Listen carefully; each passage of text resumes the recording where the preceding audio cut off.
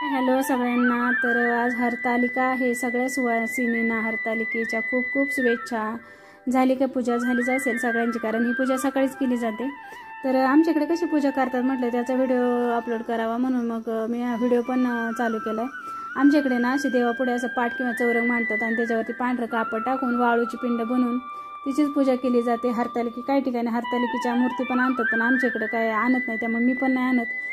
कारण जसं आपल्या घरचे करतात तसंच आपल्याला त्या प्रथा पुढे चालू करायला लागतात। नवीन प्रथा काय चालू कराय मी तरी करत नाही, नवीन प्रथा काहीतरी वेगळीच। तर वाळूची पिंड बनायला अगदी सोपी बघा, अगदी पटकन होते, सगळ्यांनाच येते अशी वाळूची पिंड तयार करतात। तर बघा 1 मिनिटातच पिंड तयार करून झालेली। आणि त्याच्यानंतर मी स्वतःला हळदी कुंकू लावून घेतलं। असं म्हणतात की स्वतःला हळदी कुंकू लावायचं असतं पूजा करताना आधी, मग देवाला, आणि एखाद्या सुवासिनीला पण लावायचं असेल तर आधी स्वतःला लावायचं आणि मग तिला लावायचं, अशी पद्धत आहे। आणि मग तसं मी करत असते नेहमीच। तर आमच्याकडे 5 प्रकारच्या फळांची पानं घेतात, तर मी घेतलेली आहेत। तर ती पानं पण सांगते।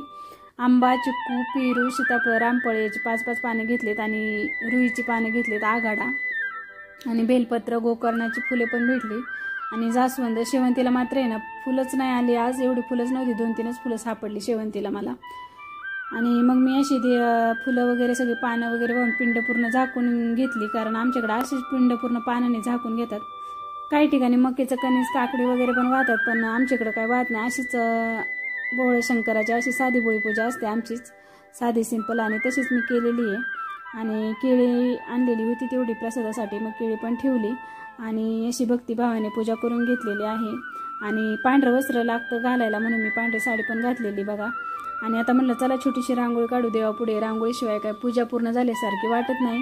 आणि हे बघा, ज्याला रांगोळी काढता येत नाही ना ते पण अगदी सहज अशी रांगोळी काढू शकतो। अशी फरशी जर खाली मऊ असेल ना तर बोटांच्या मदतीने, तर बघा तुम्ही।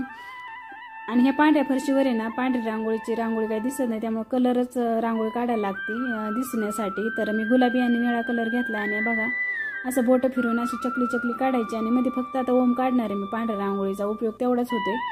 आणि झाली रांगोळी काढून। आहे की नाही सोपी रांगोळी? कमेंट करून मला नक्की सांगा। तर फायनली सगळी पूजा झालेली आहे। परत एकदा पूजा दाखवते मी तुम्हाला।